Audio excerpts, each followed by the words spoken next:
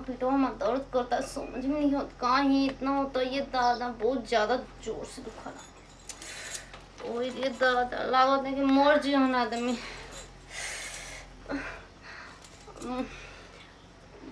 वहाँ की आवत नहीं कि ना आज सुहाग रहा तो वहाँ के मना के लागत हमके तो बहुत डर लगता। हमके हम कहा करी कुछ समझ में नहीं किया। हम कैसे हम करा के समझाई, कैसे नहीं समझ में आएगा। हमारे एकदम पेट दुखा था बहुत जोर जोर से। का करी हम। बाप रे बाप का हो गई? कहाँ से आ गई दादा? आज मनेगा सुहाग दिन ना, सुहाग रात ना, सुहाग रात। परेशान लगता रू का भी बा? ना कुछ ना, कुछ भय नहीं के ना? कुछ नहीं के भाई। कुछ समझ ओठावा के ललिया कानावा के बलिया। बाप रे कितना स्मार्ट लगता रू। ये सब हमारे खातिर लगावल बा ना? हाँ। अखिया के रेई ता कहनिया। अच्छा एगो बात कही? हाँ बोली। आज तो देख के एकदम दिल खुश हो गइल। हम ना सोचे कि हमारे इतना सुघर धनिया मिली हम। लेकिन तू परेशान का बाड़ू? ओह परेशान नहीं की, वो थोड़ा सा ना कुछ नहीं। आज दांत हम कपड़ा खोल लेते नहीं। सुहाग रात मनाए को वीआईपी से, ठीक है? ये भगवान जी अब क्या करें हम? कुछ ना खोली ना कौन बंद कुछ। ए जी एगो बात कही। अरे बोला ना, तू तो हमार करे जा। तू जौन कहू तौन हम माने खतिया बनी। तू हमार जान मांगबू तो हम जान दे दे। बोला ना। जान ना चाहिए, सुनी ना। है ना बाटे बटन ये बंद कर ली। बंद कर ली? हाँ। काहे बंद कर ली? आज तो मैं खोले के बाद नीचे ऊपर ना। ये भगवान जी कुछ से समझाई। पहले तार नथिया उतारम, फिर मन टीका उतारम, फिर कान के बाली उतारम, एकरा बाद एकदम मजा इतना सुनी ना ये सब भूल जाए मत, मतलब भूल जाए, कुछ याद मत करी। सुनी ना सुहाग रात मत मनाई ना, 1 महीना के बाद मनाइब। ई का कहतलू? हमर एकदम कोबिले मन एकदम गनगनाता। हमर लइका समतिया जितना मन से कहतन से कैसन सुहाग रात मन तो कोने साला आज बना के काल बताई भी कैसे मनल। ए भगवान एकदम पूरा बता दे कैसे कैसे मनल। कुछ करे त ना। ए जी सुनी ना, आप 1 महीने के बाद सुहाग रात मनाइब। 1 महीना ढेर दिन होता तो का हो गलो? कुछ बात बा का? हम कैसे अच्छा हम जान गनी। राइट का हमार ना संगतिया कहे ना सना कि एगो का त आवेला ना, उहे बात बा ना। का भेल बा? अरे यार उना आ जाला ना त आदमी कहना ना कि मतलब ना मतलब ई का फालतू बात करतनी जी। ऐसा कोनो बात नहीं के जानतनी। अच्छा हां जान गनी जिसे ओमा क देल अपना बहू। अरे ई कुल का बोलतनी? कहे का मतलब ई बा ना कि आपके ना आपके व्रत करतनी लंबा उम्र खातिर कि आप सुरक्षित रहब। हाँ जानता नहीं आईसी की का त कहल जाला ओके, ठीक बाटे हमके पता हम जाते ना। लेकिन किस हो तो दे दो ना। ना जानते हम व्रत रखले बानी 1 महीना खातिर। तो ठीक बा त हम कहिए आई। एक महीना के बाद अथो जी ना तो हम 1 महीना ना 1 महीना ना लगेला। 15 दिन 10 दिन में आदमी कहना कि कुल ठीक हो जाला। अरे ये जी आपकी समझ में नहीं आवत। हम कितना समझाओ दुनिया हम समझ गए। हम जानते नहीं हमारे मेरा झूठ ना बोले। जानते नहीं कि कर आईसी बा ऐसे कहते हैं 15 दिन के बाद आई। ये भगवान जी पगला गेल बना का बका दन। लेकिन ये भगवान जी बहुत तो गई ना। ये लाख बच गई नहीं। कितना समझावे के पड़त है ये दादा। हमारा पेट इतना दुखाता ना कि काम कोई इतना बका पहले बना जाना था उनका बात से हम पागल हो जी एकदम। ये कान से अब ये पेट दुखाए लगल। लागत कि आदमी ना कुछ समझ ही नहीं किया होता का करें। हाँ लागत यारवा के फोन करके बात करे के चाहता। पहले हमार हाँ रखो।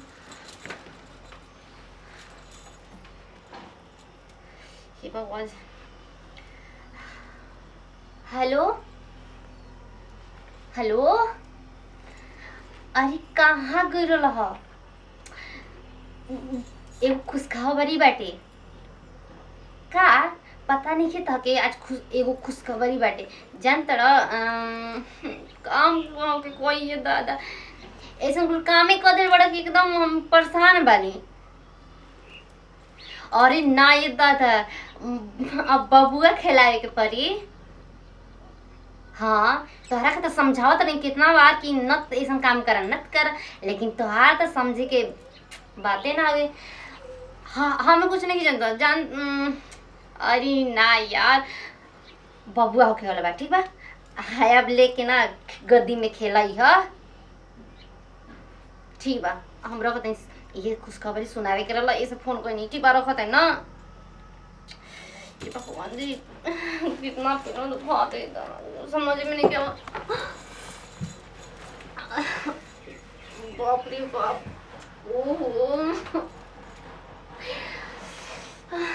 भगवान जी कितना पेड़ दुखाता। आय रे दादा, ओय रे माई,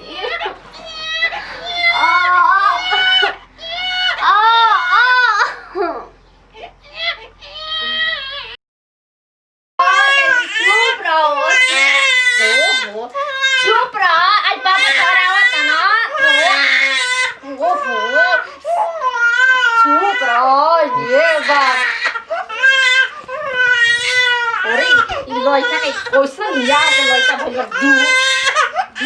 अरे हम सोना रे, अरे हम सुगल, और कितना आगे जमाना आजकल को पतो आवते आवत गवने आवते आवत लड़का के तैयारी कर देतली साहेब भैया। का करबा एगो सर हमार बहेंगवा बा कि 1 महीना ले पते नहीं के चल कहाँ गोइल बा, कहाँ है जाइल बा।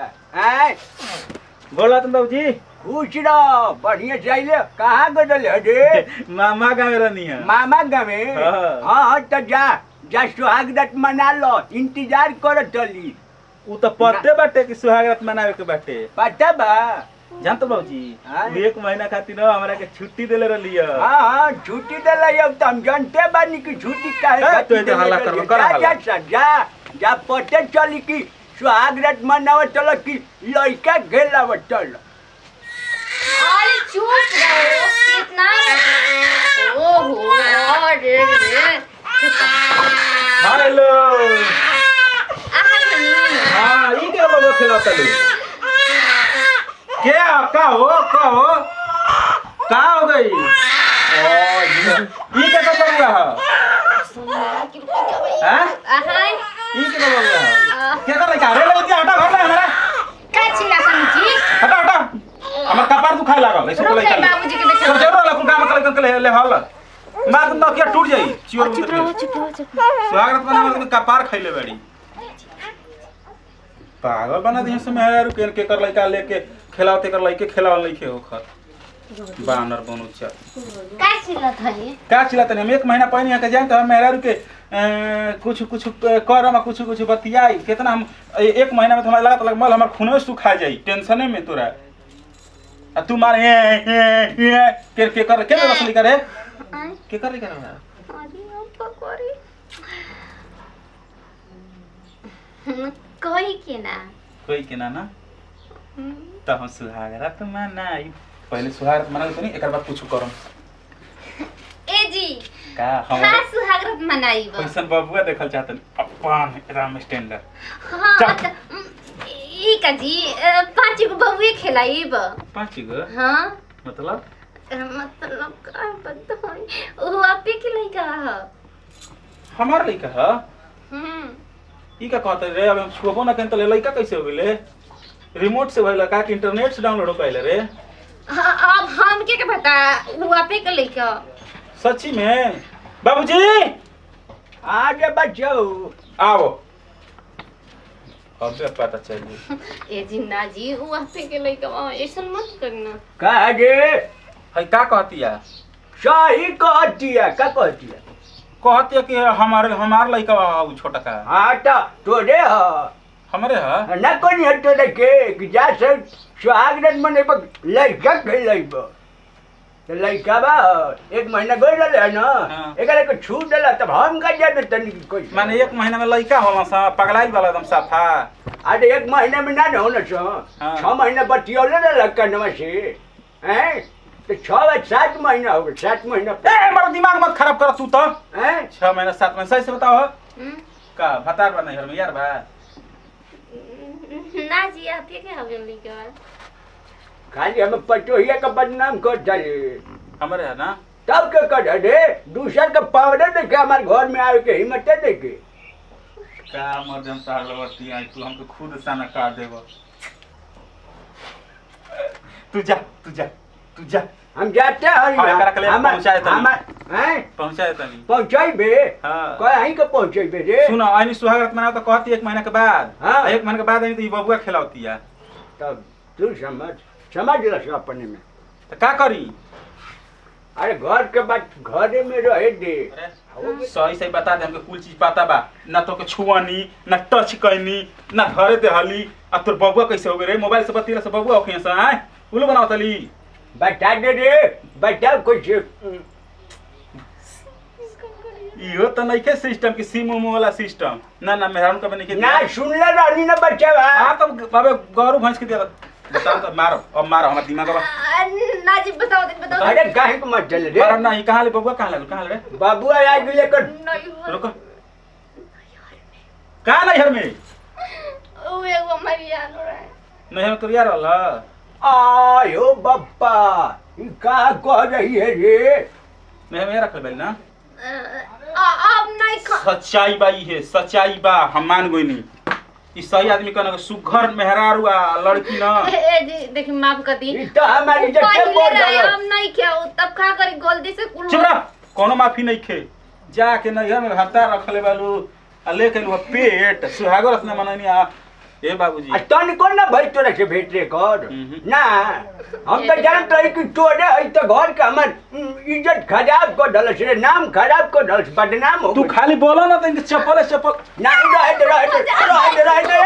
अरे से रहे रे अरे मत रे अरे हाले को भई वाला करा दे बिगड़ जाई रे बिगड़ जी रहे दे हाले को भई बैठे हां अब फेनो से तैयारी बना अब जॉन बोल हम ना बोल रहा हूं ए जी जाई दे रहे दे छोड़ अब हो गेल तो हो गेल का करे के हटा हां चल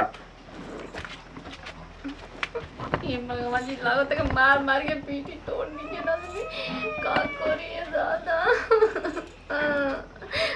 हम का करिए ना आदमी कुछ समझ में नहीं गया लाई हमारे हां लखेलावा माफ कर दीजिए माफ कर दीजिए हां ई कैसे हो गेल के महीने में बबुआ रे नमस्कार प्रणाम भैया हमरा मोटा चल देली आ कोनो बात दिल पर मतलब जो कॉमेडी वीडियो रहल है बोला नमस्कार प्रणाम भैया हम अनिल सिंह देखनी ऐसे ना करे के चाहिए ये सब बहुत खराब चीज बटे कि नैहर से लेके आओ आ ससुरा में हो जाओ मतलब कहो कि हाँ हमारे लेके आओ उनकर लेके आओ तो ऐसे ना करे के चाहिए सब बहुत गलत बात बा ऐसे होत भी बाटे कोनो बात दिल पर मतलब जा वीडियो अच्छा लगी तो लाइक करें सब्सक्राइब करें शेयर करें तो वीडियो देखें अपने फिल्म तब तक ले जय हिंद जय भारत जय भोजपुरी।